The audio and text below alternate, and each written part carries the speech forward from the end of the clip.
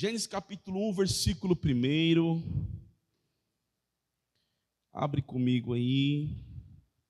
Gênesis capítulo de número 1, versículo 1. Vamos ler até o versículo 5. Gênesis capítulo de número 1. Deixa eu pegar com você aqui.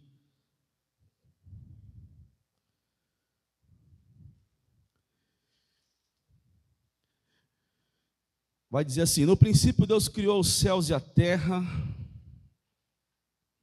A terra, entretanto, era sem forma e vazia. A escuridão cobria o mar que envolvia toda a terra, e o Espírito de Deus se movia sobre a face das águas.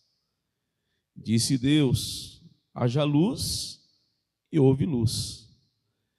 Viu Deus que a luz era boa, e separou a luz das trevas.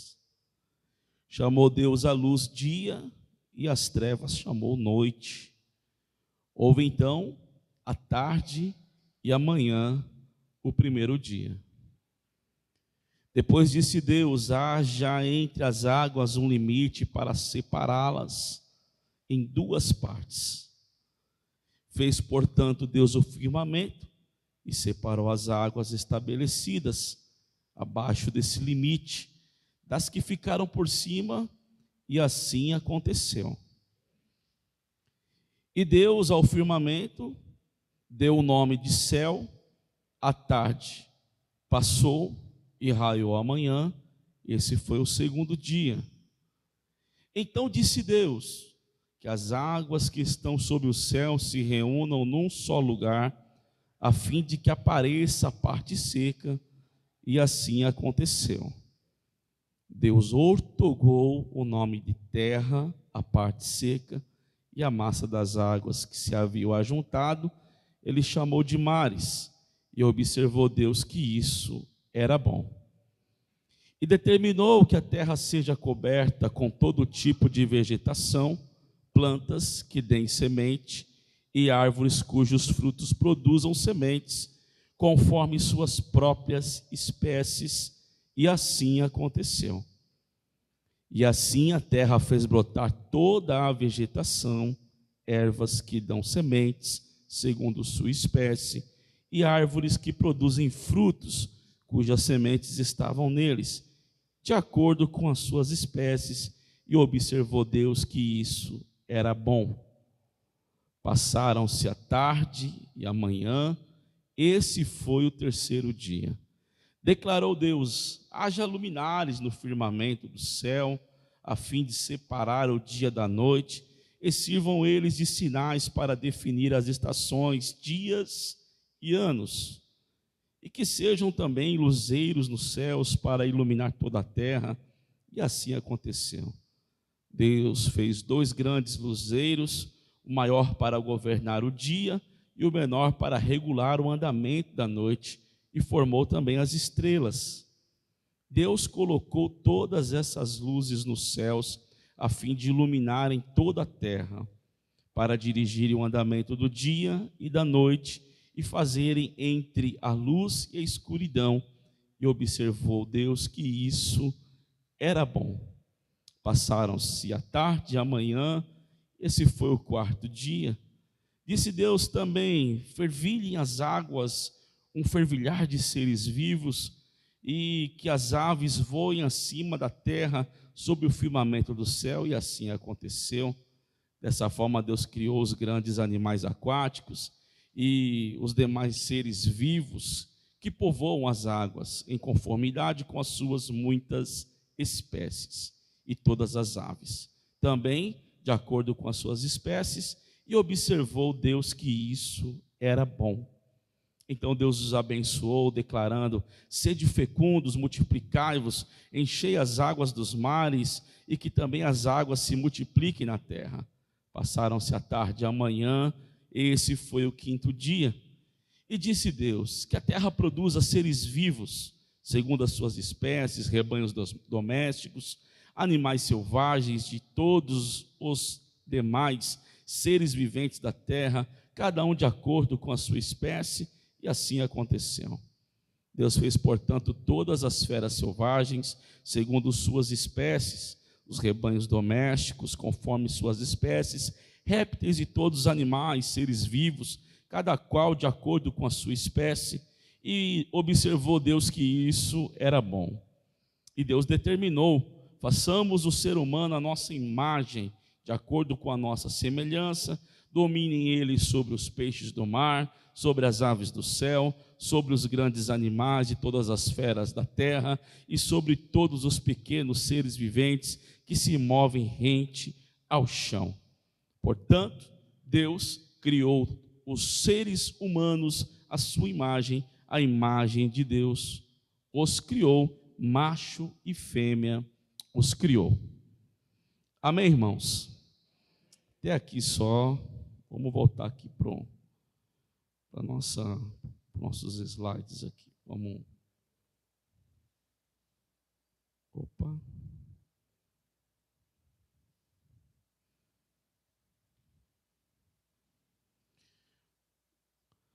Vamos lá então. Então hoje a gente vai falar sobre essa síntese bíblica. Eu quero explanar com vocês aqui hoje sobre essa cronologia bíblica, para a gente poder compreender melhor o que a Bíblia quer dizer, né? Muitas pessoas não conseguem uma boa compreensão das passagens bíblicas e doutrinárias por não conhecerem a cronologia bíblica, ou seja, a sequência dos fatos conforme eles ocorreram. E no estudo de hoje você terá uma visão panorâmica desde a criação do mundo até o nascimento do cristianismo no primeiro século da nossa era. Isso lhe dará uma compreensão geral do plano de Deus e você poderá vê-lo soberanamente governando a história, fazendo cumprir os seus propósitos. Os livros não estão organizados em nossa Bíblia exatamente na ordem cronológica. O critério para a organização é o tipo do livro e não o período histórico a que eles correspondem. Desta forma, no Antigo Testamento temos a seguinte sequência, né? Falei isso na aula passada, né? Começa com o Pentateuco, que são os 5 livros escritos por Moisés. Depois vem os livros históricos. Depois a gente vai encontrar os livros poéticos, né? Vai ter lá os livros poéticos, depois os profetas maiores, profetas menores. Depois a gente entra no Novo Testamento, nos 4 evangelhos, o único livro histórico do Novo Testamento, que é Atos, as cartas de Paulo, as cartas de Pedro, né? As cartas de João, e ali vai todas as cartas, e por último, Apocalipse, né? A ordem que a Bíblia está escrita, colocada, ela não está na cronologia correta. Então, no estudo de hoje aqui, se der tempo da gente terminar ele, você vai ter uma compreensão aí absurda de como que a história foi feita, escrita por Deus assim, de uma maneira esplêndida. Vamos lá então, deixa eu tentar colocar para vocês aqui. Eu acho que vocês não vão conseguir enxergar aí. Eu pensei que tinha ficado grande, mas não ficou. A não ser que você use uma lupa aí, né? Mas eu vou lendo com você aqui para a gente tentar passar para vocês o detalhe por detalhe. Então, aqui a gente tem um quadro aqui, que depois, se vocês quiserem, eu mando para vocês lá no WhatsApp, tá? Onde eu separei ali período, livros bíblicos, fatos principais, o resumo e a cronologia aproximada. Então, o começo da história, a gente vai colocar então nessa cronologia, se você quiser anotar isso, fique à vontade. Mas o começo da história e dos patriarcas são 2 livros apenas, né? É o livro de Gênesis, que a gente acabou de ler aí, o início de tudo, e o livro de Jó, né? Os fatos principais desse período é a criação, a queda do homem, né? O dilúvio, a história de Jó, o chamado de Abraão, Isaac e Jacó e o começo do povo hebreu. Então, aonde nasceu o povo de Deus foi exatamente nesse período, né? Em que foi escrito o livro de Gênesis e o livro de Jó. Então, na ordem cronológica, Jó não está antes de Salmos. Jó está junto com Gênesis. Deu para entender? Deu para entender isso? Ô, Tiago, por favor, para mim, liga esse microfone aqui, vê se ele está ligado, porque se vocês falar, lá não aparece nada, cara, depois. Lá. Só aparece eu falando sozinho. Lá no vídeo, tá ligado? Ah, beleza. Obrigado. Então, assim, essa pré-história, ela foi, a cronologia aproximada dela é de 1800 anos antes de Cristo, irmãos. Então, a Bíblia ela começou a ser escrita no ano 1800 antes de Cristo, né? É uma cronologia aproximada. Então, foi aí onde tudo começou a ganhar a sua forma, né? Esse primeiro capítulo que nós lemos agora há pouco, da criação do mundo e tudo mais, começou muito, mas muito tempo antes de Jesus, até, vamos dizer assim, né, na linguagem humana, até antes de Jesus pensar e nem existir aqui na Terra, a história já havia começado lá atrás. É claro que no princípio ele era o verbo, né, ele estava com Deus, ele era Deus e tudo mais, mas falando numa linguagem assim humana, de Jesus humano, não havia nenhum sinal, assim, humanamente falando, a não ser profético, que Jesus viria. O segundo ponto aí que eu quero falar para vocês é o quadradinho que está debaixo ali, que vocês não vão enxergar com certeza, é o período da escravidão no Egito e o Êxodo, né? Aqui você vai encontrar essa história relatada cronologicamente nos livros de Êxodo, Levítico, Números, aí você termina o Pentateuco, né? E Deuteronômio. Os fatos principais é a escravidão dos hebreus, o livramento por Moisés, a peregrinação no deserto, a instituição da lei, né? O resumo disso tudo é o nascimento de uma nação bendita. Então, é a hora que Deus começa a trabalhar o seu povo aqui, né? E esses livros, eles foram aí escritos, essa história, esse período aconteceu aproximadamente 400 anos depois do livro de Gênesis ali, né? Do período de Gênesis, do começo.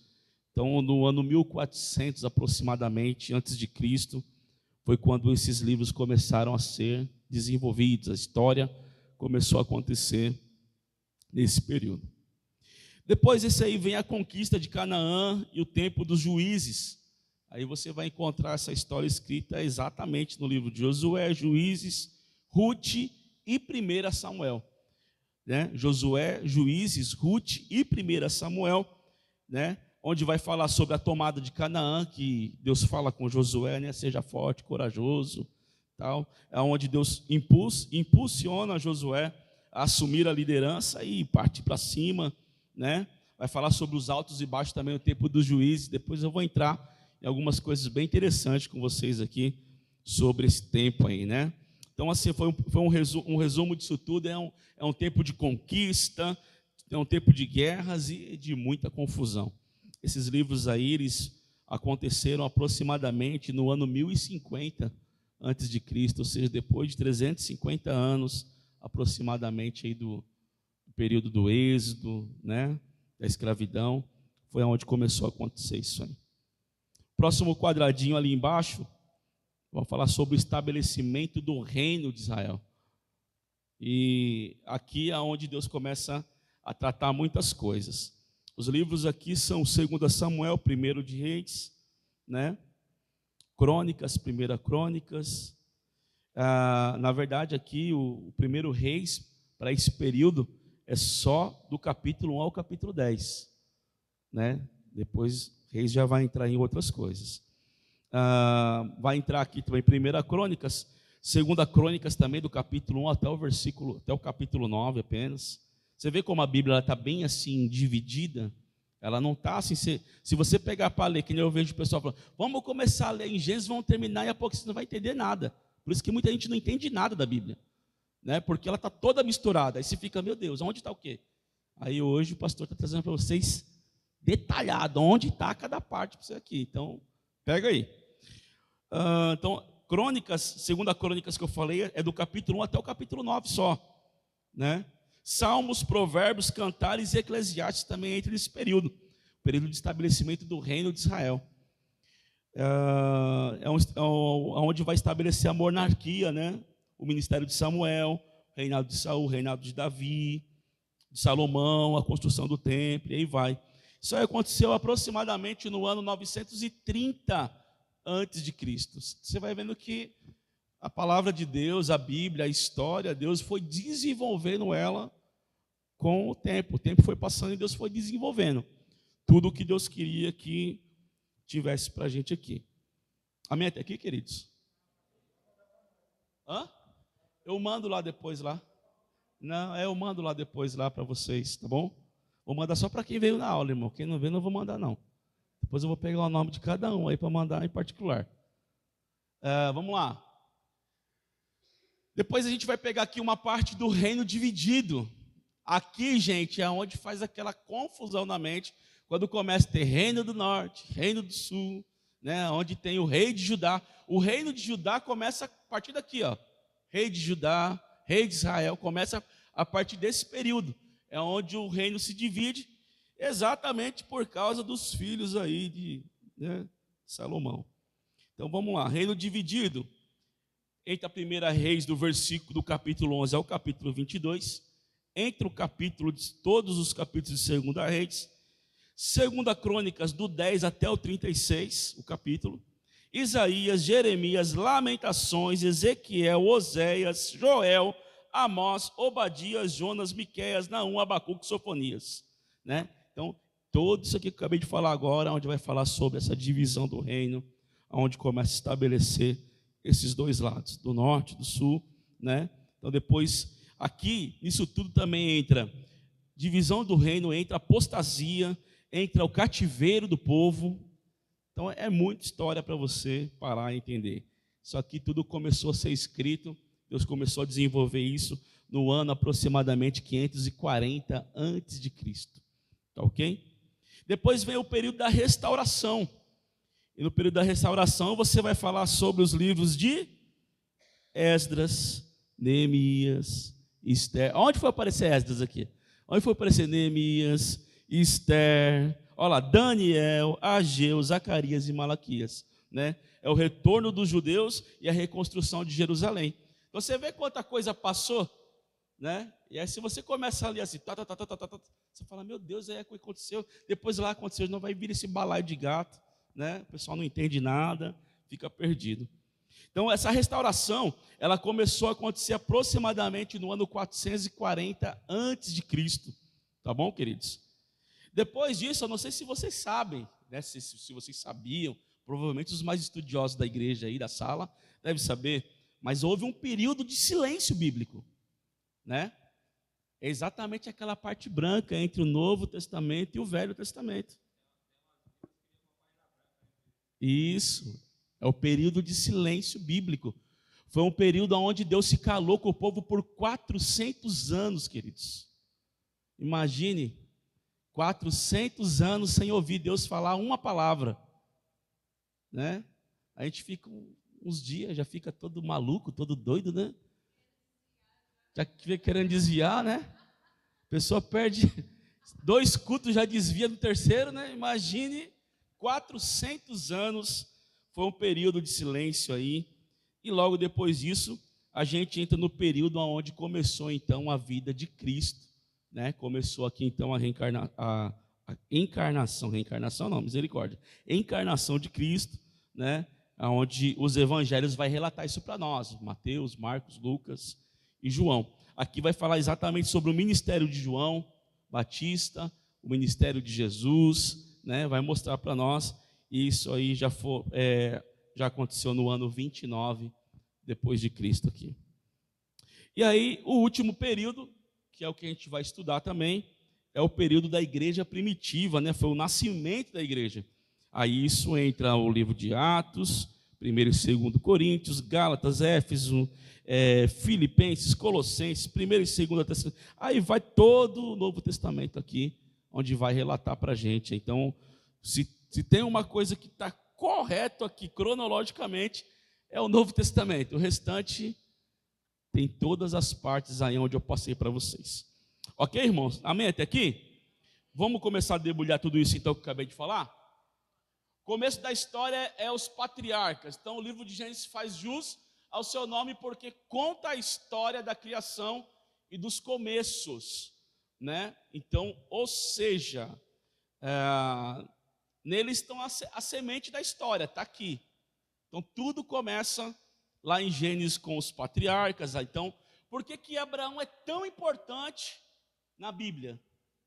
Né? O chamado de Deus com Abraão, tudo que aconteceu, você vai ver que Abraão ele é citado, ele é lembrado, né, por Deus, e aí vai. Então vamos começar aqui, a criação e a queda. Os primeiros capítulos de Gênesis narram a criação do mundo e especialmente do homem, assim como sua queda no pecado. O livro começa com a afirmação que no princípio Deus criou o céu e a terra, e esta é a base para o criacionismo, ou seja, a crença de que tudo que existe foi feito pelas mãos de Deus. O segundo versículo do livro diz: a terra, porém, era ou se tornou sem forma e vazia, e havia trevas sobre a face do abismo.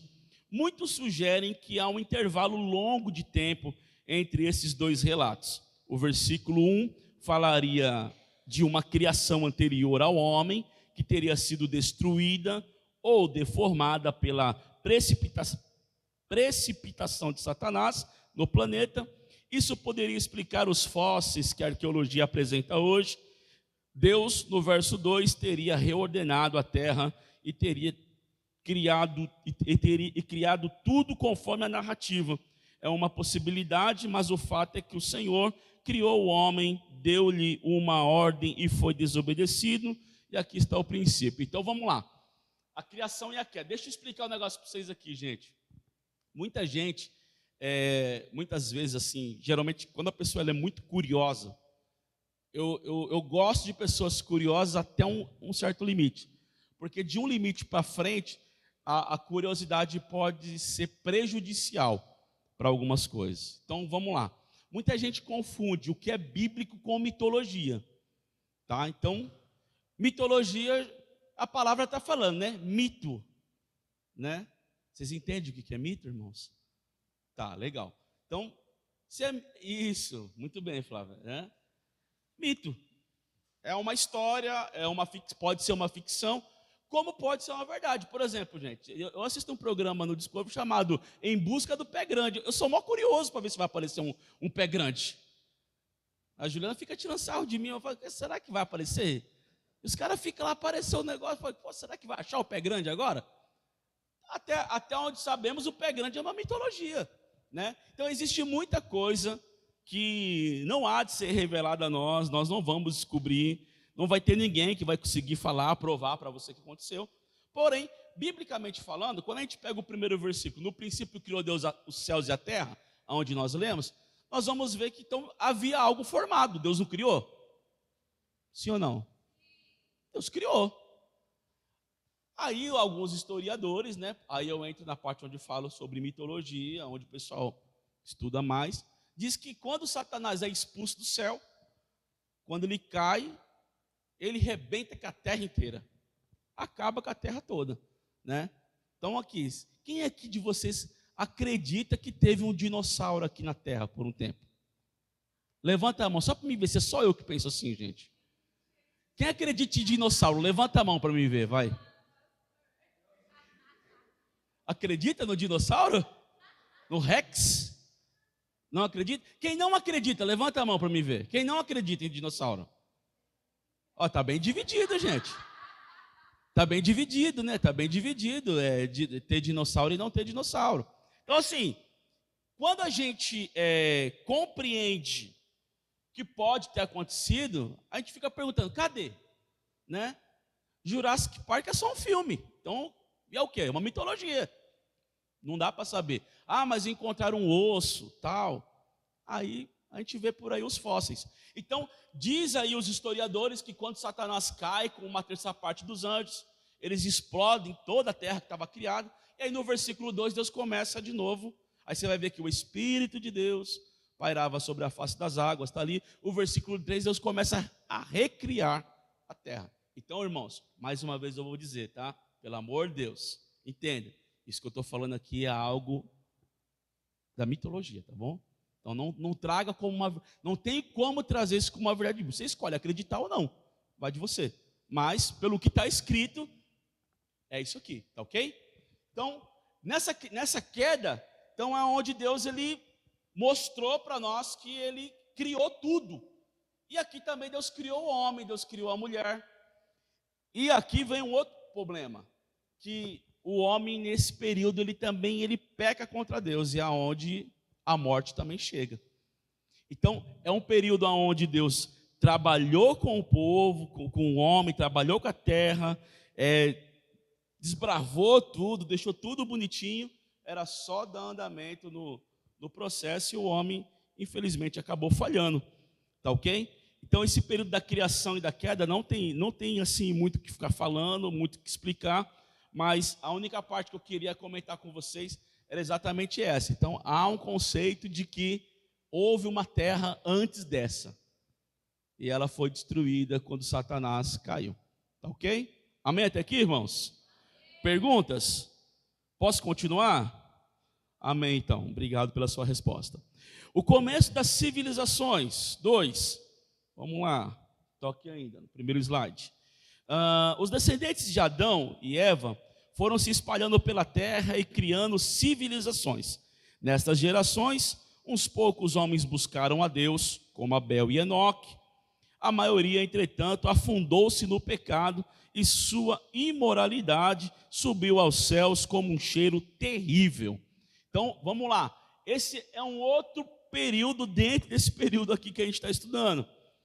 O período onde, quando Adão gerou lá os seus 2 filhos, Caim e Abel, um matou o outro, um foi expulso, né? Foi para longe, veio Sete para salvar a geração ali e tudo mais. Você vai ver que dali para frente o ser humano começou a se perder. Já não teve mais assim uma busca por Deus, já não teve mais assim uma aproximação de Deus como era no tempo do Éden. Então a geração acabou se perdendo. E aqui Deus encontrou poucas pessoas que o buscassem. Então Deus encontrou Abel, que foi o cara que morreu quando sacrificou, e o Enoque, que andava com Deus. E aqui não me pergunte o que Enoque fazia, que eu já falei isso na última aula. Eu não sei o que ele fazia, só sei que ele andava com Deus, né? E por andar com Deus, ele alcançou em Deus essa posição de justo. E aqui é o ponto onde a imoralidade do povo começou a chegar de um jeito tão terrível às narinas de Deus, que Deus resolveu acabar com tudo. E aí é onde nós entramos no período de Noé e o dilúvio, né? Deus decidiu destruir a humanidade por causa do seu pecado e preservou apenas a família de Noé, um homem justo que buscava ao Senhor. O juízo veio pelo dilúvio, toda a raça humana foi exterminada, mas o plano de Deus com o homem seguiu com Noé e seus descendentes. Está lá em Gênesis capítulo 9, o versículo 1, você vai ver que Deus ele chama Noé ali e começa então algo com Noé e a família. Então você vê que coisa interessante. Deus vamos pegar, vai que teve os dinossauros e que explodiu tudo. Uma terra foi criada no versículo 1, uma terra foi recriada no versículo 3, né? Toda uma humanidade foi recriada. Quando a gente chega aqui no capítulo 9, Deus extermina não a terra, mas extermina agora todos os homens. Só sobrevive Noé e a família dele. Está dando para entender essa parte? Onde você vê que Deus ele extermina tudo, mas ele não muda o plano dele, né?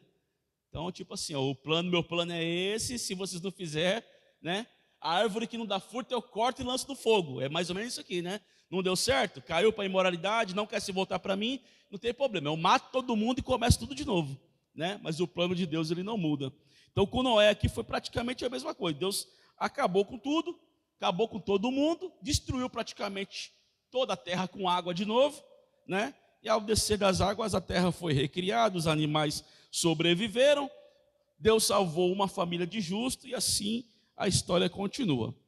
O 4 ali a gente vai encontrar então em Gênesis capítulo 12, no capítulo 11, na verdade, você vai ver a primeira vez que Deus ele se refere a Abraão. E ali se você quiser acompanhar, você vai ver que o chamado de Abraão acontece exatamente ali. E aí no capítulo 12 Deus fala: Abraão, sai da tua terra, da tua parentela, vai para uma terra que eu vou te mostrar. E aqui começa então um ponto-chave, né, da história bíblica, é o chamado de Abraão, narrado a partir do capítulo 12, tá? Capítulo 12. A este homem Deus fez promessas maravilhosas e alianças que determinaram o destino de todas as gerações após ele. Em Abraão, olha só aí que interessante isso. Em Abraão, Deus plantou a semente do povo de Israel e mais do que isso, a semente da igreja, o novo Israel, pois Jesus viria a ser seu descendente. Então, quando Deus chama Abraão, aqui, que o nome dele ainda no capítulo 12 era Abrão, Deus ele planta então ali não apenas um homem, um patriarca. Deus lançou nesse homem a semente de Israel e da igreja. Ou seja, é por isso que nós, hoje, né, co-herdeiros com Cristo, nós também fazemos parte da mesma linhagem. Ou seja, nós somos também ali filhos de Abraão, considerados, porque nós estamos ligados a essa raiz de Jesus. E aqui, você vai ver que esse chamado de Deus com Abraão, ele poderia ter sido interrompido, queridos. Olha como Deus trabalha na história para fazer com que as coisas se encaixem, né? Por isso que eu falo, não tem como um homem comum escrever isso, irmãos.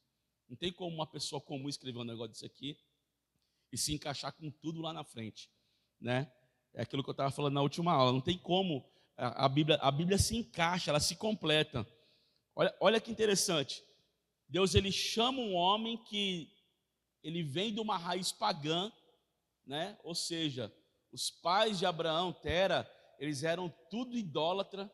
Deus arranca Abraão de lá, traz Abraão para ele, né? Só na voz, né? Não foi um anjo que apareceu e falou: Abraão, Deus manda dizer para você que você vai ser o cara dessa nação. Não, foi só a voz. Ele ouviu, chamou a esposa, obedeceu, cumpriu, e por cumprir, Deus honrou ele, e hoje nós temos aí a semente de Abraão nas nossas vidas. Amém? Posso continuar? A semente de um povo bendito, né? Então, ou seja, vamos lá. Abraão gerou um filho chamado Isaac. Ele estava falando sobre isso. Podia ter sido atrapalhado por causa da esposa, da Sara, a pressa de querer ser mãe, né? Colocou o marido para se deitar com a serva. Nasceu lá o Ismael. Está lá hoje, o B.O. que a Sara deixou para nós aí, né? Até hoje está lá, né? O B.O.zão que ficou lá, porque ele virou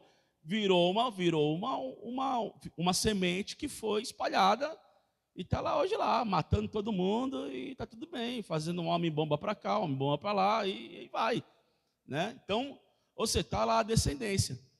Para o lado de cá, no caso é o Isaac, e aqui eu continuo, Gênesis 21, você pega esse momento aí, que por sua vez gerou Jacó, que teve seu nome mudado para Israel, em Gênesis 32, que por sua vez teve 12 filhos, de onde surgiu a nação de Israel. O povo de Deus tem parte fundamental na história. O Senhor fez aliança com ele e usou como sua referência entre as nações antes de Cristo, como berço e reservatório da palavra e como de onde veio o Messias Jesus. Então, pega isso aqui comigo aqui. Então, vamos pegar pontos aqui para você entender como que Deus trabalhou na história.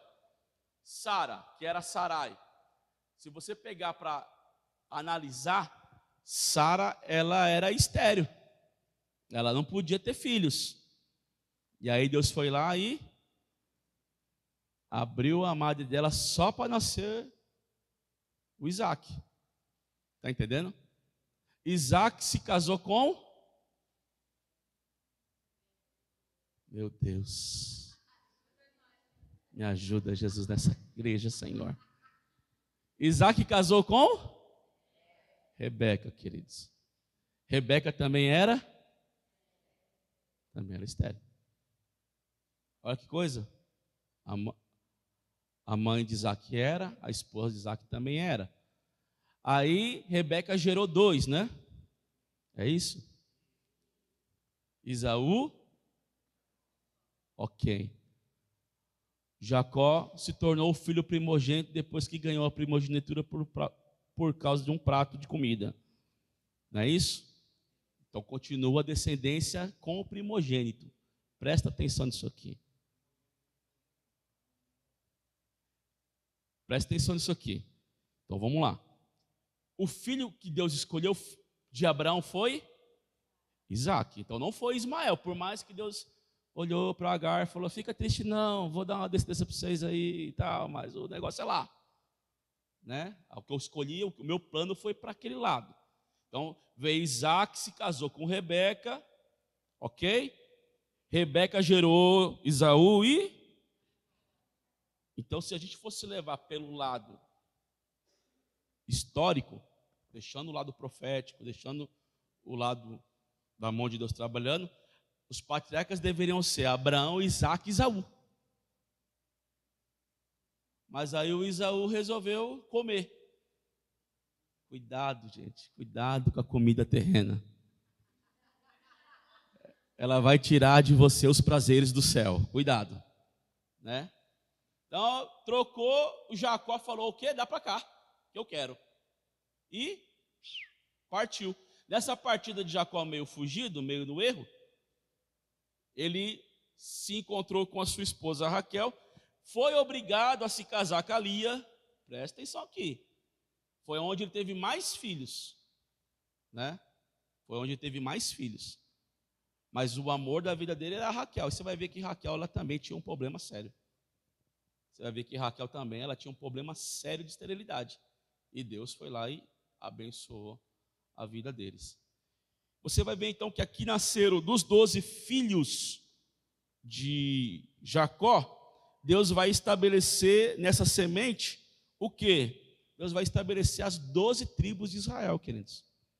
Né? Por mais que 2 filhos de Jacó não entrem nessa linhagem das tribos, mas José ele sai, mas entra 2 filhos de José, né? Entra Benjamim e entra Levi. Então você vai ver aqui que Deus ele põe aqui um sentido histórico para toda a família, para dizer assim, ó, essa é a geração dos patriarcas de Israel, né? Os caras que fundaram, os caras que deram vida, né? Andamento para aquilo que Deus havia estabelecido. Amém até aqui, irmãos? Dúvidas? Posso continuar? Bora lá então. A história de Jó, para a gente complementar aqui essa grade. A história de Jó, embora o livro de Jó esteja no meio da Bíblia, por ser um livro poético de sabedoria, há fortes indícios de que o personagem tenha vivido na época dos patriarcas, em tempo próximo ao que viveu Abraão.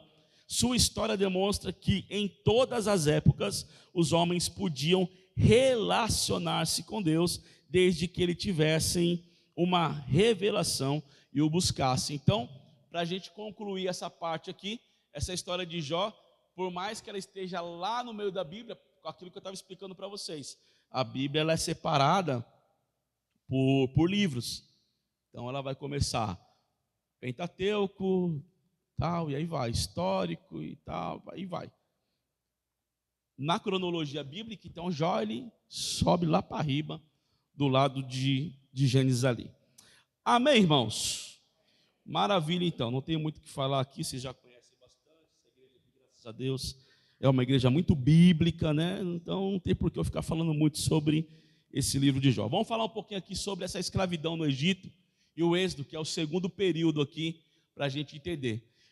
Eu deixei uma referência para vocês ali, Gênesis 46, do 1 ao 7, e Êxodo 1, versículo 7, que mostra bem e relata bem sobre isso aqui. Primeira coisa que a gente tem que entender aqui nessa parte da escravidão. Os descendentes de Jacó foi para o Egito por causa de José. Né? José foi governador lá, né? Gênesis 46 vai falar sobre isso. José foi governador lá, tomou conta de tudo. Vocês já conhecem bem a história, não tem por que eu ficar falando sobre ela com você aqui, perdendo tempo, né? E no tempo da seca, no tempo da escassez, os irmãos de José vão para lá, e junto com os irmãos de José, com o tempo, o povo foi todo para lá, né? E esse período aí, queridos, ele durou, quer ver? Parará, um de seus filhos se tornara governador, nomeado Faraó, abrigou na terra de Gozem, em tempos de seca e escassez. Ali seus descendentes permaneceram por aproximadamente 400 anos. Olha o tempo que o pessoal ficou no Egito, né? 400 anos aproximadamente. E se multiplicaram extremamente. E aí a escravidão começou exatamente porque o povo hebreu, né? Os judeus ali, o povo de Abraão, Isaac e Jacó, era um povo tremendo, né? Para se multiplicar. E a escravidão começou porque quando mudou o período do faraó que andava com José para o outro faraó que assumiu no lugar dele, ele falou: esse povo é uma ameaça para a gente. Então bora escravizar, trancar esse povo, escravizar eles, né? Para quê? Para que a gente continue dominando eles. O medo dele era exatamente esse: eles vão crescer a um ponto que eles vão tomar tudo da gente aqui. Então, aí você vai ver que o tempo da escravidão, ele começa exatamente aí, né? E aí no livro de Êxodo, a partir do capítulo 1, você vai ver esses relatos, a sucessão dos faraós, né? O livro do Êxodo conta os seus primeiros capítulos dessa escravidão e depois fala da libertação e da peregrinação, né? É o tempo onde Deus usa Moisés, levanta Moisés, usa Moisés para tirar o povo, é o tempo onde tudo isso acontece. E tudo isso você vai encontrar no livro de Êxodo, no livro de Levítico, Números e Deuteronômio. Vai detalhar para você todos esses processos aí que aconteceu na Bíblia Sagrada. Amém? Glória a Deus. Então. Ponto 1. Libertação pelas mãos de Moisés. Deus levantou um homem para enfrentar Faraó e libertar o seu povo do Egito, conduzindo até a porta de Canaã. Moisés tornou-se um dos maiores líderes de todos os tempos, realizando tremendos milagres pelo poder de Deus e conduzindo uma multidão de mais de 3 milhões de pessoas por 40 anos pelo deserto.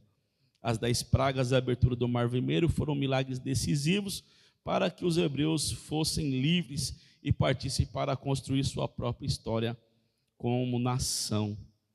Então aqui a gente vai ver que Moisés ele foi usado por Deus. Os milagres principais, não tem como não falar disso. Todo mundo conhece Moisés exatamente por causa do mar, né? Se falar das pragas, é perigoso algum crente errar ainda, né? Será que foi Moisés que... Não, é perigoso algum crente errar ainda, né? As pragas, da serpente que levantou no deserto. Se falar sobre isso é perigoso o crente errar. Mas se falar do Mar Vermelho não tem como, né? É Moisés. Só falta colocar em Noé ali, né? Só faltava, né, irmãos? Então, não duvido, né? Mas essa é a parte que chama mais atenção aí, da libertação, que Deus usou as mãos de Moisés. E interessante, né? O Moisés, ele é um menino que era para ser morto, né? Ele sobrevive navegando pelas águas do rio Nilo, né? O menino que era para ser morto, ele vai crescer na casa do faraó, que mandou matar todo mundo. Olha como Deus faz. É o que eu falo, até a hora que eu me encanto com a Bíblia nesses detalhes, irmãos, né? Se a gente passar por cima com tudo, você não vê nada. Mas o menino que era para morrer, no tempo que nasceu, ele sobrevive dentro de um cestinho, vai parar dentro da casa do faraó, que é o cara que mandou matar todos os meninos. Olha só que coisa, né? No final das contas, a babá que é contratada é a mãe do menino. O menino cresce lá dentro. E no final das contas, Deus usa o menino para libertar o povo desse faraó. Então, tipo assim, é coisa que só Deus pode fazer isso aí, irmão. Não tem explicação, né? 40 anos de provação e milagres, né? Então, Jesus, né? Aleluia. Foi na rua, vamos lá. Irmãos, vamos lá. Esses 40 anos de provação e milagres aqui, é exatamente o tempo que o povo ficou andando, peregrinando pelo deserto, né? Aquela geração, ela viu, sinais assim maravilhosos de Deus. Eles viveram coisas ali ao lado de Moisés ali, absurdo. Exemplo, né? Exemplo. O povo estava com fome. O que Deus mandava? Quando o povo reclamava porque não queria mais comer, Deus mandava o quê? Carne, né? Carne. Estou com sede, Moisés, acabou a água. O que Deus fazia? Toca na rocha, Moisés, vai. Saía a água, o povo bebia até se fartar. Então, assim, você vê que o cuidado de Deus esse tempo todo. Agora, é sempre importante lembrar, aqui vai a dica para mim e para você, crente, né? O que fez o povo peregrinar por esse tempo todo foi a murmuração, querido. Então, é aquilo que a gente está estudando hoje. A Bíblia ela foi escrita por períodos, né? Quando você ouve isso, você lembra do quê? Que é um tempo determinado por Deus para todo propósito debaixo dos céus. Então, tem um tempo, tem um período. Se o povo tivesse andado certinho, esses 40 anos talvez diminuísse aí. 4 semanas. Olha lá, era 40 dias. Olha lá, 40 dias. Se tornou em 40 anos, queridos. Então você vê que era para ser em 1 mês e 10 dias. A cada dia Deus colocou 1 ano a mais. Falou, vai reclamar de novo? Tome, mas então deve ter muitas reclamações. Hã?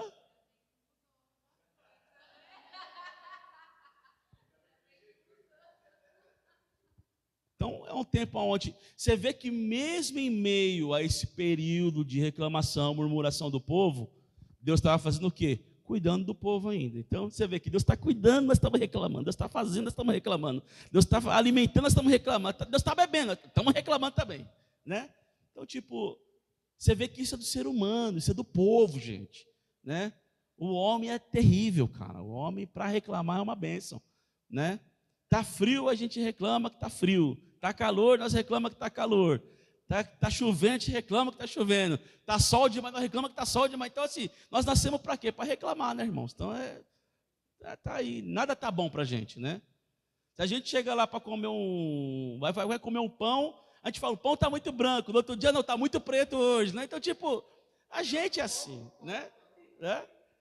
A gente é assim, é desse jeito, né? Não tem Coca-Cola, pode ser qualquer refrigerante. Mas se colocar o Dolly, Dolly também não dá, né? Então, tipo, a gente reclama, irmão. Está na gente isso aí, né? É um mal que a gente tem que matar em nós, né? Então, o duro da reclamação não é só a parte onde desagrada a Deus, mas é a consequência que ela traz. Então, de repente, querido, já era para estar vivendo já em coisas melhores. Mas cada reclamação sua foi 1 ano a mais para cima ali, ó, né? Aí era para você ter conquistado com 1 mês e 10 dias. Com 40 dias era para ter conquistado. Mas aí chegou as reclamações, Deus falou, vai ficar 40 anos esperando agora, né? Aí não veio nem no filho, não veio nem no neto, talvez no bisneto chegue essa bênção, né? E aí vai, gente. Então, tipo, é da gente. Nós temos que se policiar nisso aí, né? Reclamar menos e adorar mais, né? Então, esse é um plano aí que nós deveríamos adotar para esse ano aí, em nome de Jesus. O 3 vai falar sobre o estabelecimento da lei. Então, vamos lá. Qual que era a única lei que existia no tempo de Adão?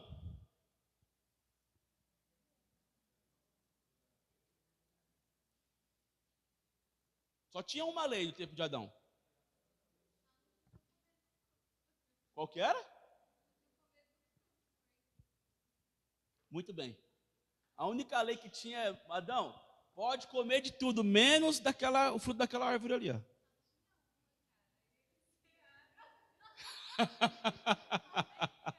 Era só uma fruta, né? Olha aí, então, eis-nos aqui agora, né? Aleluia. Né? Então, tipo, era a única lei.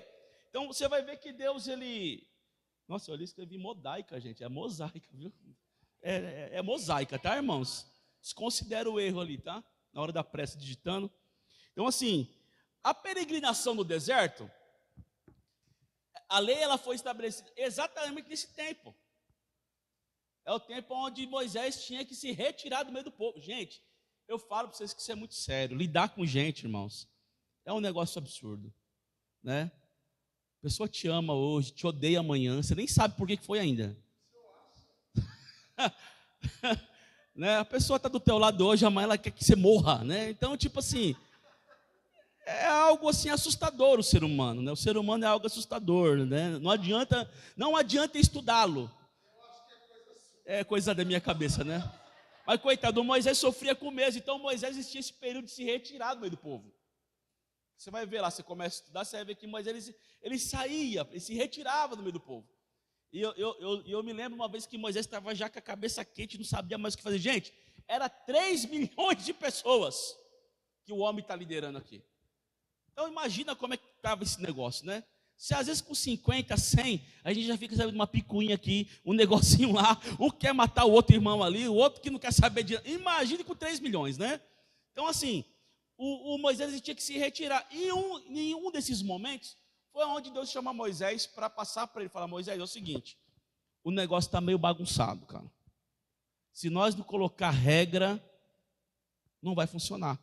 Então, dali para frente, aonde Moisés recebe as tábuas da lei, daquele tempo para frente, a gente entra num período chamado, deixa eu lembrar aqui agora, me ajuda, Jesus, a lembrar da palavra, meu Deus. Uma aliança da lei. Deixa eu tentar lembrar aqui agora. Jesus, misericórdia, você deve ter marcado o nome da palavra. Tá. É um período da lei, tá? Hoje nós estamos vendo o período da graça, dispensação, lembra o nome da dispensação? Dispensação da lei. Então é o tempo onde Deus estabelece. E Deus colocou essas leis para quê, pastor? Para organizar o povo. Então entende isso aqui. A lei de Deus, ela nunca foi para condenar o homem. Ok? A lei de Deus sempre foi para livrar o homem da condenação. Então tem muita gente, até crente mesmo, que acha, não, eu estou no tempo da graça agora, como se a graça anulasse a lei. Não, a lei ela continua valendo. Então daquela época até os dias de hoje, a lei ela continua valendo. O que nós temos hoje aí é uma ajuda dos universitários, né, para sobreviver nessa época da lei. Tá ok? Então assim, nesse período aqui, foi exatamente nesse período onde Deus colocou as leis para organização. E você vai ver que isso é tão fenomenal, irmãos, o que Deus fez, que os mandamentos, a Bíblia Sagrada, ela é utilizada para a constituição do país. Então as leis do país, elas são tiradas de dentro da Bíblia, né? Eu vi um vídeo essa semana do pastor, não lembro agora o nome dele, acho que é Tiago Brunet, alguma coisa assim, ele falando com uma pessoa a respeito de religião ou não ser religioso. E ele falou assim, o costume que a Bíblia traz para a gente, o costume, a lei de Deus, o que ela gera em nós, ela serve tanto para um lado quanto para o outro. Olha como que Deus ele é. Ele fez a seguinte pergunta assim, você não vai na igreja, você nunca foi na igreja, mas você não sabe que roubar é errado? O cara falou, sim. Adulterar é certo ou é errado? É errado. E começou a falar sobre várias coisas que a lei está falando, sobre a lei mosaica está dizendo. Aí falou, muito bem, você não vai na igreja, mas você sabe, tudo isso está na Bíblia. Tudo isso está na Bíblia. Então a pessoa estando dentro da igreja ou estando fora da igreja, a lei é a mesma.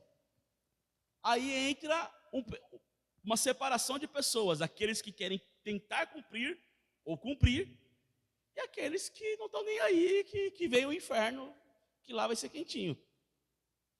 Entendeu? Então, é mais ou menos isso. Então, a lei de Deus, ela nunca veio para nos matar. A lei de Deus veio para nos livrar da morte. É diferente, tá? É isso que eu queria deixar claro para vocês aqui.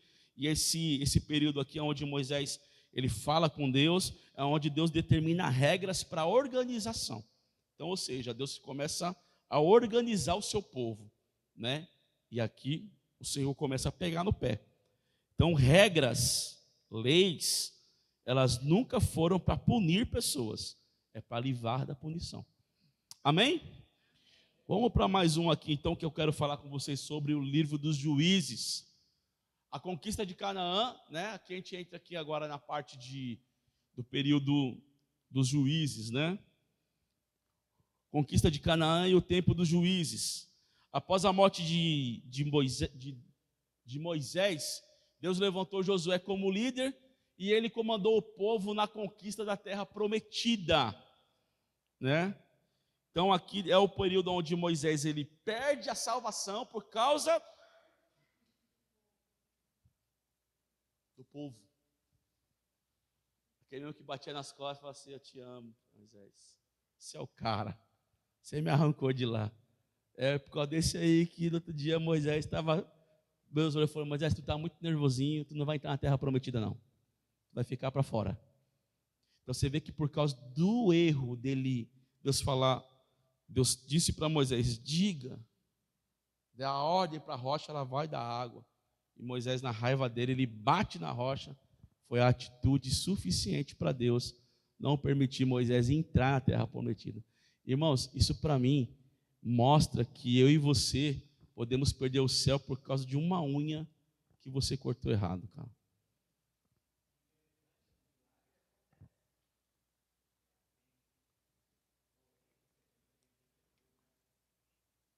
Teve milagre, né? Quem está atrás de milagre, viu milagre. Mas quem quer o principal, que é a salvação, cuidado, né? Então assim, Deus levanta Josué se encoraja, depois daquele Josué capítulo 1, eles vão lá, eles vão conquistar, vão chegar até Canaã, né? Vão conquistar Canaã, e aqui Deus estabelece então o tempo de juízes, né? Queria mostrar para vocês aqui então esses primeiros aqui, né? Olha lá. Então Deus levanta o juiz Otiniel, é o primeiro juiz da Bíblia. Otiniel ou Otoniel, em algumas traduções. Tá todas as referências ali, você pode pegar, tá? Depois de Otiniel, Deus levanta Débora. Débora, ela teve o auxílio de Baraque por um tempo, tá, irmãos? Mas esse Baraque aqui não era muito crente não, né? Não era muito crente não, esse cara aqui, né? Esse Baraque. Mas ajudou, né? Então ele entra aqui também. Depois a gente teve Gideão, né? Quem sabia que Gideão foi juiz, gente? Né? Tá na Bíblia, tá lá. Depois de Gideão a gente teve Jefté, que também foi juiz. Sansão, gente, que também foi juiz, né? E a gente tem o último juiz de Israel, que foi Samuel. Samuel, ele foi o último juiz que julgou o povo aqui no tempo bíblico, né? Daqui para frente, a gente vai ver que o povo vai pedir para Samuel um rei. Então é onde nós vamos entrar numa época do período da monarquia. Agora, o interessante é, o povo pede um rei para Samuel porque os vizinhos, vamos dizer assim, os países vizinhos, tinham reis. Você vê o erro nosso de muitas vezes ficar tentando copiar o que os de fora estão fazendo? Então, tipo, vamos lá, vai. Vamos falar os amonitas, eles tinham um rei, né? Como é que é o nome do cara que tem o gigante lá, Jesus? Me ajuda, meu Deus do céu. Tem hora que dá um branco em mim. Como é que é o nome do pessoal lá, da Dalila lá, dos gigantes lá? Os filisteus tinha rei. Oh, me ajuda, gente. Sangue de Jesus, cara. Estou tentando lembrar. Estou aqui dando a dica, o gigante e tal, né? Os amorreus tinha rei, né? Tudo tinha rei, quem estava em volta. Tudo tinha rei. Israel não tinha um rei físico, né? Quem reinava Israel era o próprio Senhor. Então eles olha só, o querer copiar de fora para trazer para dentro. Eles rejeitaram o reinado de Deus para colocar um rei humano. Por isso que deu ruim, gente. Tá entendendo? Por isso que deu ruim, né? Então rejeitaram o reinado de Deus para escolher um rei humano. E aí é onde a gente vai entrar nessa época aqui, que é o período do estabelecimento do reino de Israel. Durante o ministério de Samuel, o povo pediu um rei para si, está lá em Samuel 8, 1 Samuel 8, você vai encontrar. Então o primeiro rei de Israel foi o famoso Saul, né? Designado e escolhido por suas qualidades espirituais. Ele conduziu a nação em conquistas, mas pecou contra o Senhor, né? E endureceu seu coração, pelo que Deus o rejeitou e passou o seu trono para Davi. Então, o reinado de Saul se resume numa coisa: foi o cara que foi soberbo demais, ao ponto de não querer esperar o sacerdote fazer a parte dele, né? Ali foi um ponto aonde Deus ele falou: me dá para cá esse trono, que já percebi que você é bonitinho, mas você não nasceu para ele, cara. Não adianta. Então tem coisas às vezes que Deus entrega na nossa mão e nós perdemos por causa da soberba, do orgulho, de se achar superior a outras pessoas, né? Então, muito cuidado com isso, né? Tome cuidado com essas coisas, porque isso pode fazer Deus rejeitar aquilo que Ele quer fazer em você. Amém, queridos? Vamos lá então. O segundo reinado foi o reinado de Davi, irmãos. O reinado de Davi aí, por sua vez, ele foi um pouquinho melhor, né? Um homem que agradava o coração de Deus. Através dele a nação obteve suas maiores conquistas militares. Então não teve outro tempo onde Israel ganhou mais batalhas do que no tempo de Davi, viu? Viveu um grande avivamento, né? Principalmente quando ele trouxe a arca de volta para Jerusalém, né? Está lá em 2 Samuel 6, você vê sobre isso aí. Embora Davi tivesse pecado, quando ele cometeu o adultério lá com a Batseba, ele se arrependeu e estabeleceu as bases para que seu filho Salomão conduzisse Israel num tempo de maravilhosa paz e riqueza.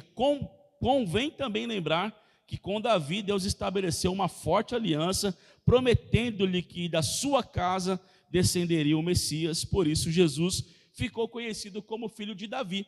Olha que interessante, o coração de Davi, a vida de Davi, fez com que Deus honrasse Davi, mesmo com o pecado dele lá, né? Adulterou e depois matou o cara, né? Porque aquilo lá é um homicídio, né? Não foi ele que matou, mas ele colocou o cara para morrer, né? Então, mesmo com isso tudo, mesmo o juízo de Deus passando na casa de Davi, né? Matando lá, derramamento de sangue sobre a casa de Davi, sobre os filhos, sobre os descendentes e tudo mais, Deus honrou Davi com duas coisas. A primeira coisa foi a transferência de trono, né? Então o trono de Davi seria perpétuo, né? É por isso que Jesus ele entra ali também nessa descendência. E o segundo ponto é ter Jesus na descendência dele, né? Então você vai ver que Jesus ele é conhecido como filho de Davi exatamente por esse detalhe aqui. Amém, queridos? Até aqui? O terceiro ponto é o reinado de Salomão. E Salomão, por sua vez, ele foi um dos camaradas que fez muita coisa boa. Você quer ver só uma coisa? O tempo de Salomão foi onde o povo foi mais próspero. O tempo de maior prosperidade foi o tempo de Salomão. O reinado de Salomão foi tremendo para a prosperidade do povo. O povo conseguiu riqueza, prosperidade, muita festa, muita alegria. No tempo de Salomão, foi onde eles conseguiram construir o templo. Olha o que marcou o reinado de Salomão. Eles construíram um templo, irmãos, que no mundo não tem hoje. Não tem ainda, não tem. Tudo à base de ouro, muito ouro, né? Muito ouro e ouro para tudo quanto é lado. Foi um templo que foi construído ali debaixo de muita riqueza, muita prosperidade, né? Porém, pedra, tijolo, não fala nada, né, querido? O que vale é o que Deus plantou em nós. Então, ali foi perdido. E aí o final da história de Salomão é triste, porque ele se entregou para muitas mulheres, e quando eu digo muitas mulheres, é muitas mulheres, né? Só de concubino, o homem tinha 1000, cara, né? Então, estou falando de concubina, não estou falando das esposas, né? Só de concubina era aquela que ele de vez em quando visitava, né? E fora isso, e aí acabou se entregando para os ídolos, se desviou, se perdeu, e aí você vê que o reino ele foi abalado, porque aí a gente entra nesse período aqui onde teve uma divisão de reino. Essa onde nós entramos aqui agora, para mim, eu acho que é a parte mais triste da história de Israel, porque aqui a gente vê o reino ser dividido, a gente vê a apostasia tomar conta, e a gente vê também o período onde Israel começa a ser refém, começa a ser cativo. Então, assim, o tempo que Israel passou no Egito, nas mãos de Faraó, não se compara com isso que acabou acontecendo mais para frente. O pecado de Salomão entristeceu o Senhor e ele permitiu que a nação fosse dividida. Você vai ver lá em 1 Reis 12, do versículo 16 ao versículo 20, você vê sobre isso aí, né? Então, aí você vai ver que a história lá se separa. Seu filho Roboão ficou com 2 tribos, e o seu filho Jeroboão ficou com 10. Assim surgiu o reino do norte, Israel, e o reino do sul, Judá, formado pelas tribos de Judá e Benjamim. Os livros de Reis e Crônicas se dedicam especialmente às histórias paralelas desses 2 reinos, com os altos e baixos espirituais determinados pela fidelidade ou apostasia de seus governantes. Então, você vai ver que Deus ele faz a separação. Então, as 12 tribos já não eram mais 12. Agora era 10 tribos para um lado e 2 tribos para o outro, né? Deixa eu começar com você aqui. Eu vou ler aqui uma parte que fala sobre o reino do norte e o desaparecimento das 10 tribos. O reino do norte, ou Israel, que teve como capitais Siquém, Tirza e Samaria, subsistiu através de várias monarquias até o ano 722 a.C., quando as 10 tribos foram levadas para o cativeiro assírio e nunca mais voltaram como tais antes disso. Israel teve bons e maus reis e recebeu a palavra de Deus através de profetas, entre os quais destacam Elias e Eliseu. Tá? Então você vai ver aí que depois que eles foram levados cativos pela Síria, as 10 tribos praticamente se desapareceram, se destruíram, né? Não voltaram mais a ser o que era. Então, e quem se destaca no reino do norte é os profetas Elias e Eliseu. Então, quando você vê lá a parte que está falando de Elias, Eliseu, eles estão profetizando, caindo fogo do céu. Você vê que a guerra de Elias foi exatamente contra Acabe, né? E os profetas lá de Baal. Então, tudo isso acontecia já lá no período desse reino do norte aí, ok? Depois vem o ponto 2, que é o reino de Judá. O reino de Judá, quando houve a dinastia de Davi, ficou com a parte do sul, deixa eu pegar aqui, tendo como capital Jerusalém. Seus monarcas também não mantiveram uma constância em seguir ao Senhor, e muitos deles levaram a nação à idolatria ou a permitiram. Jeremias ministrou como um destacado profeta no fim deste período em Jerusalém, né? Então, ou seja, Deus levantou Jeremias para pregar para o cativo. Então, Deus já levantou Jeremias ali para ser profeta exatamente para os que estavam cativos. Então, por isso que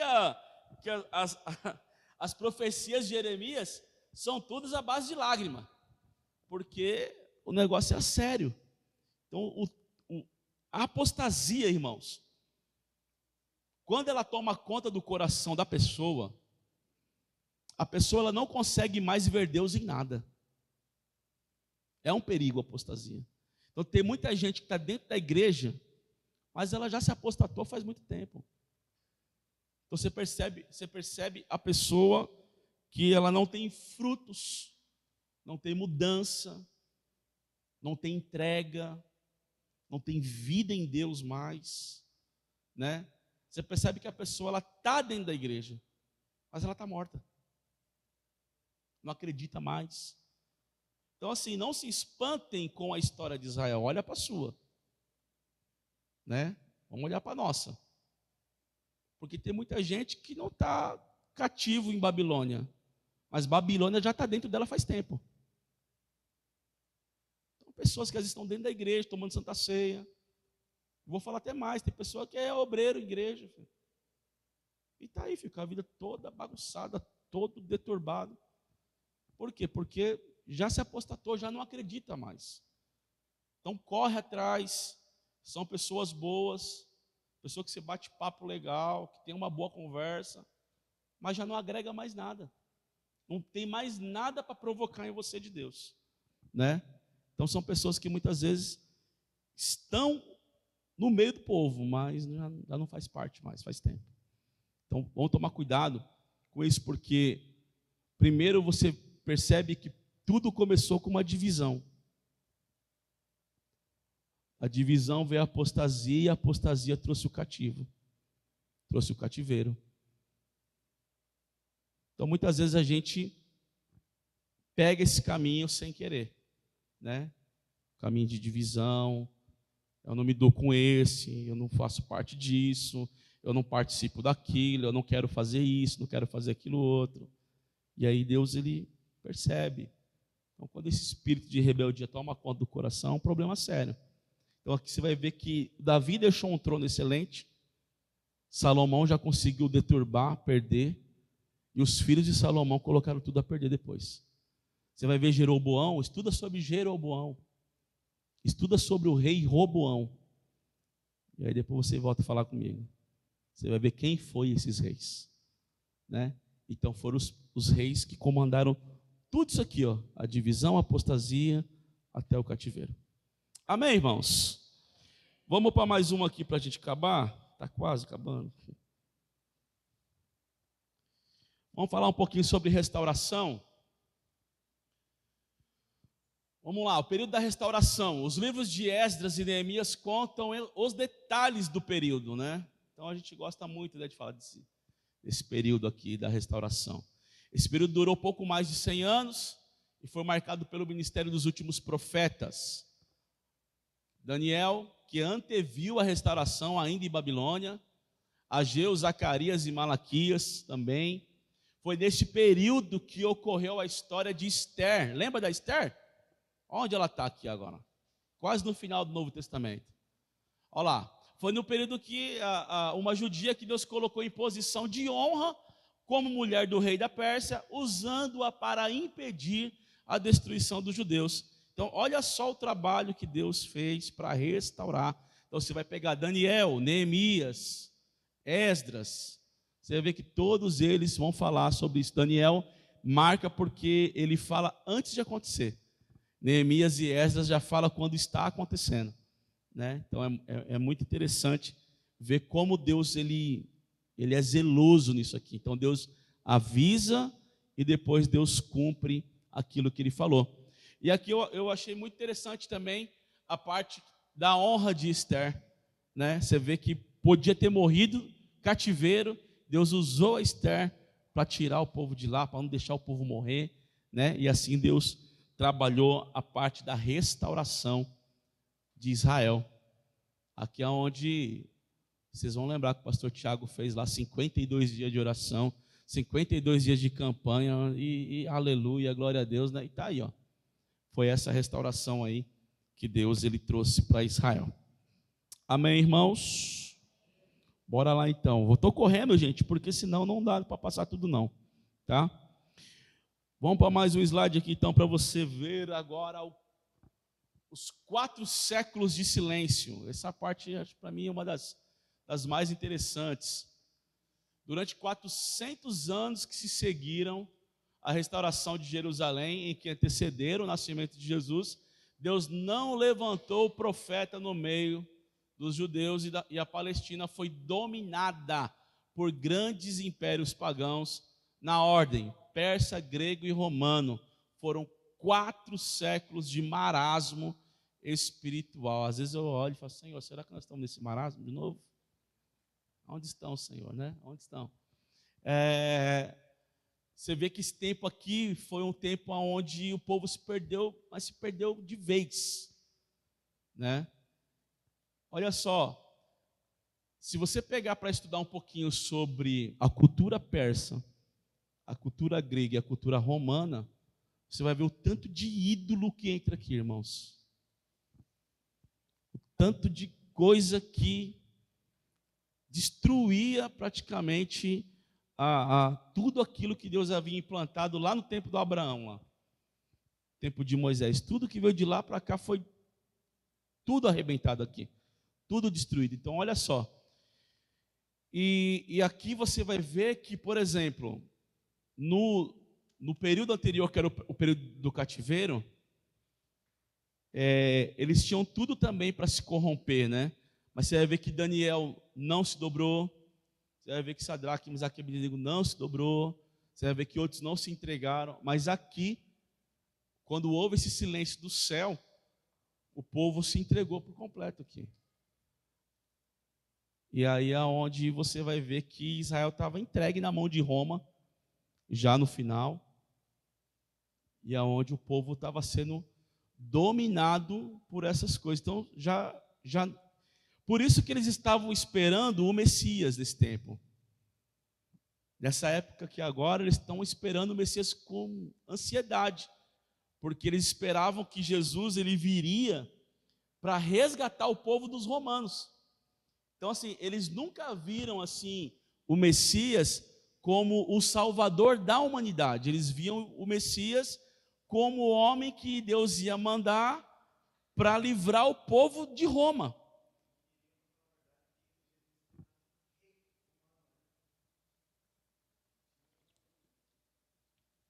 Mais ou menos isso, né? Então eles queriam o quê? Eles queriam, a ansiedade pelo Messias era quando que a nossa vida vai voltar a ser como era antes, né? Quando que isso vai acontecer? Então, aqui entra o período, irmãos, aonde muitas vezes a gente fica surdo, cego e mudo, né? Você vai ver que nesse tempo aqui, esse tempo de 400 anos, a palavra profética foi calada. Já não tinha mais profeta. Ninguém falava mais nada.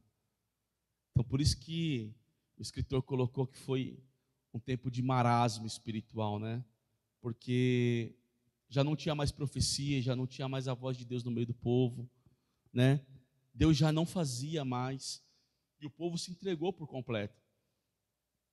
Aqui a gente vai ver que, trazendo para os nossos dias de hoje, isso nós estamos sujeitos a isso voltar a acontecer por causa da frieza espiritual. As pessoas hoje já não querem mais saber de Deus. As pessoas hoje não querem mais saber do que Deus pode fazer em nossas vidas. E o que me chamou a atenção aqui foi exatamente isso. O povo estava esperando o Messias que fizesse aquilo que eles queriam, e não para cumprir o plano. Então, quando Jesus ele chega aqui nesse período, que é o próximo slide, é um período onde nós vamos ver que o João já estava pregando, já estava preparando, já estava chamando o povo de víbora, de serpente, né?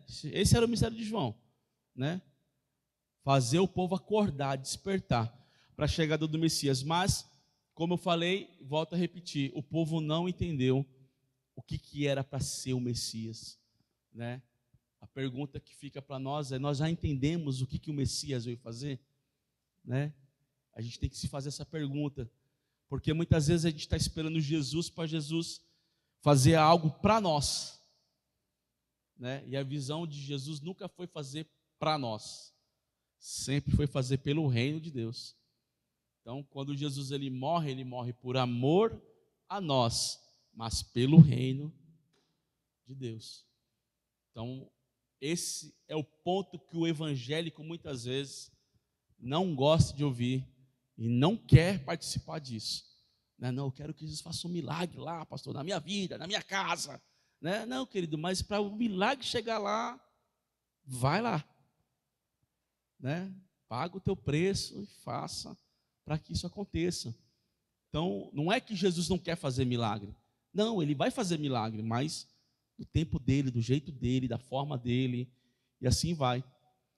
Aqui a gente vai ver então que é um período novo, é o período do Novo Testamento, onde os 4 evangelhos vão contar a história de João Batista, né? e especialmente a encarnação de Jesus, irmãos. Foram 33 anos que Jesus sobreviveu. Desses 33 anos, 29 foi se preparando. Às vezes a gente quer que aconteça já, amanhã, né? Jesus, para começar o ministério dele, demorou 30 anos. Para começar. Antes disso, ele estava dentro da sinagoga, estudou como todo mundo tem que estudar, foi para o batismo, olha só, foi para o deserto jejuar, foi orar, né? Aí nós já queremos que Deus faça. Vai, Jesus, por favor, só libera uma palavra, né? Não, teve uma preparação, né? Ele ministrou entre os homens, formou discípulos, manifestando o reino de Deus e estabelecendo as bases para o nascimento da igreja. Então, olha só, Jesus ele veio para estabelecer então a base. Por isso que ele fala para Pedro: Pedro, tu és Pedro, e sobre esta pedra eu edificarei a minha igreja. Então Jesus já veio com um plano de igreja, entendeu? Jesus já veio com o plano: eu vou constituir igreja, né? Então, para o povo que prega contra as igrejas, não precisa ir para a igreja, não sei o que de igreja, para que a igreja está aí. Então, Jesus ele veio para isso, para deixar a porta da igreja aberta para receber o povo. É claro que tem muita gente que faz muita coisa errada, mas não vem ao caso, né?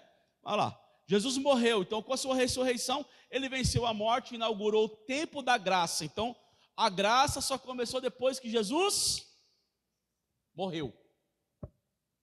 Quando o sangue é derramado, ali, por isso que ele fala, lá ensinando a leitura para fazer a Santa Ceia: este cálice é a nova aliança no meu sangue. Então, começou um tempo novo quando o sangue foi vertido, tá bom? Então, olha lá. Quando ele foi levado ao céu, Jesus deixou sobre os seus seguidores o legado da sua vitória. Então, aqui Jesus ele mostra: quem está em mim vai vencer também, né? É só estar em Jesus e nós podemos todas as coisas. Último slide, 9 horas da noite, bora lá. Último slide, carrega, vamos, carregou. Aqui eu termino também mostrando para vocês o último estágio da Bíblia aí, na parte cronológica, né? O nascimento e a juventude da igreja, né? O livro de Atos, as cartas do Novo Testamento e o Apocalipse trazem o relato do nascimento da igreja e as bases espirituais para o cristianismo, né? Então, o primeiro ponto fala sobre os 12 apóstolos, os 12 que Jesus formou como seus apóstolos, né? Judas traiu Jesus, ele foi substituído por Matias, permaneceram em Jerusalém nos primeiros anos da igreja, como âncoras do cristianismo, que se expandia. Tiago, apóstolo, e Estevão, diácono, foram os primeiros a sofrer os mártires. Então foram os primeiros a ter morte brusca, aquela morte coisada, né? Aquela morte difícil até de falar delas, tá bom? Foram os primeiros. Logo depois disso, queridos, todos os apóstolos morreram também de forma absurda. Aí, né? Você vai ver que um foi crucificado de ponta cabeça, o outro foi crucificado numa cruz de X, o outro foi, meu pai, querido, né? Então foi terrível, né? E o que ficou por mais tempo foi o João. O João, esse aqui não é o Batista, é o discípulo. Ele tem uma história assim em Deus que eu acho fantástico, as coisas que Deus fez com esse homem. João apanhou muito, apanhou demais esse menino, gente, apanhou de tudo quanto é jeito, né? Mas apanhou, esse menino apanhou, gente, apanhou demais. E você vai ver que teve uma hora que ficaram com tanta raiva desse homem, que jogaram ele dentro de um balde cheio de óleo fervendo.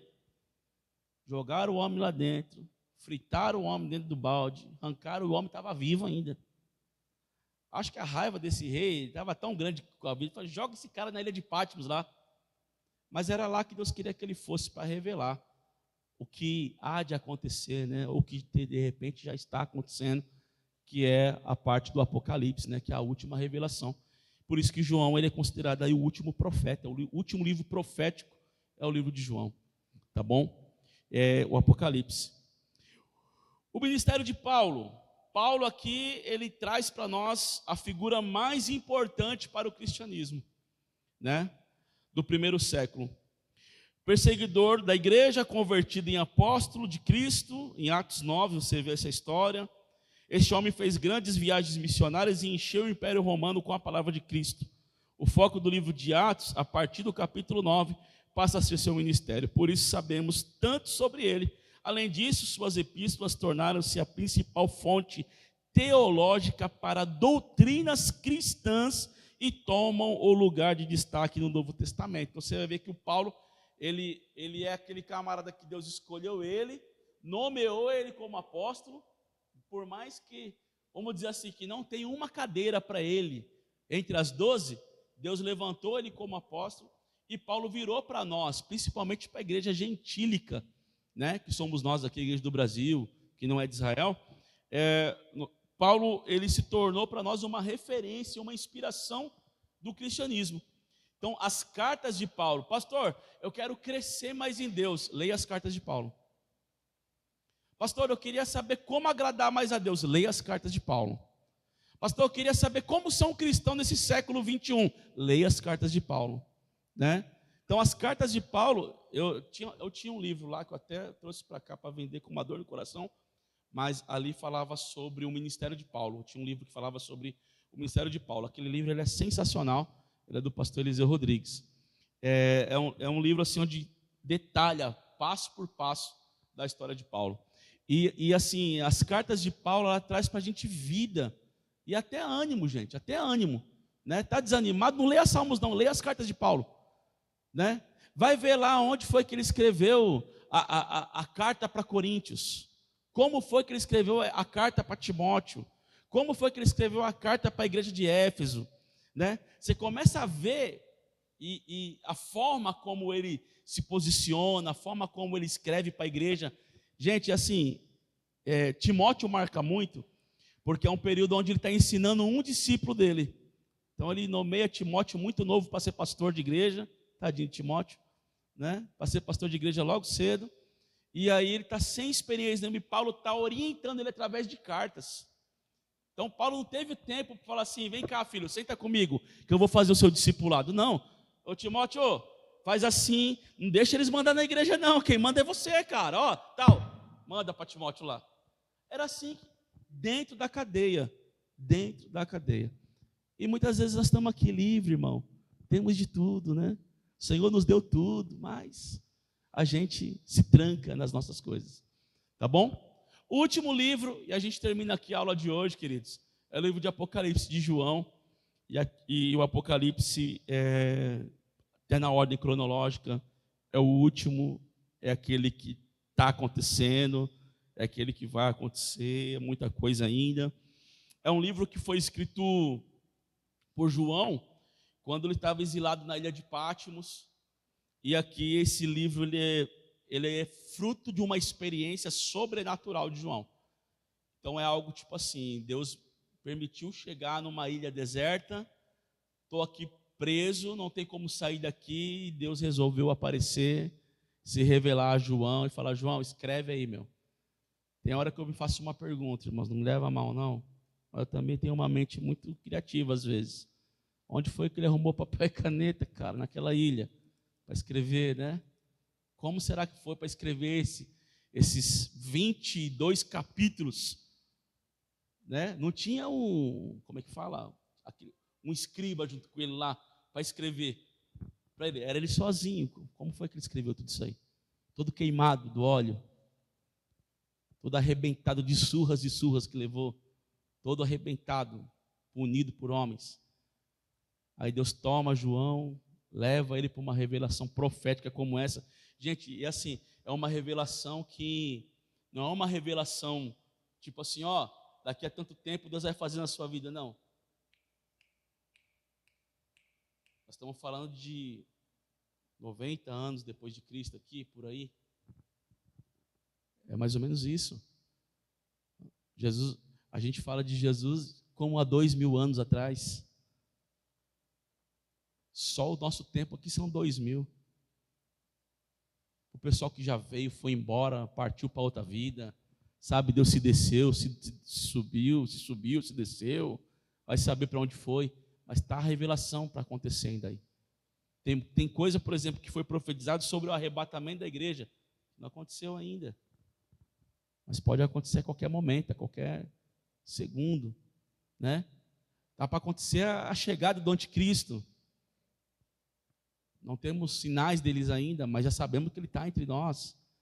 Então são coisas que ele escreveu que estaria para acontecer e nós estamos chegando nesse momento.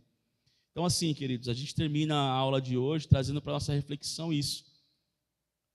O que Deus vai fazer na nossa vida daqui para frente ainda. Como que nós vamos se comportar? Nós seremos mais uma geração onde vamos viver um marasmo espiritual? Ou será que nós podemos trazer a presença de Deus de volta para os nossos dias? O que Deus está esperando da gente é muito mais do que simplesmente vir à igreja ou simplesmente fazer parte de uma igreja. Deus está esperando que a gente se posicione como filhos e faça por merecer essa posição. Então é um tempo onde nós precisamos orar mais, buscar mais, clamar mais a Deus, trazer a presença de Deus e se levantar. Porque foi 400 anos sem uma palavra de Deus para o povo. Hoje nós temos a Bíblia Sagrada. Ah, pastor, Deus falou através da Bíblia. Mas e os profetas, onde foram parar? Onde foi parar as profetisas? Aonde estão os homens que colocam as mãos e Jesus batiza com o Espírito Santo? Onde foi parar os homens que Deus manda colocar as mãos e a cura vem na hora para o povo? Né? Então Deus precisa de mim, Deus precisa de você. É o tempo da gente se levantar aí e tomar posição.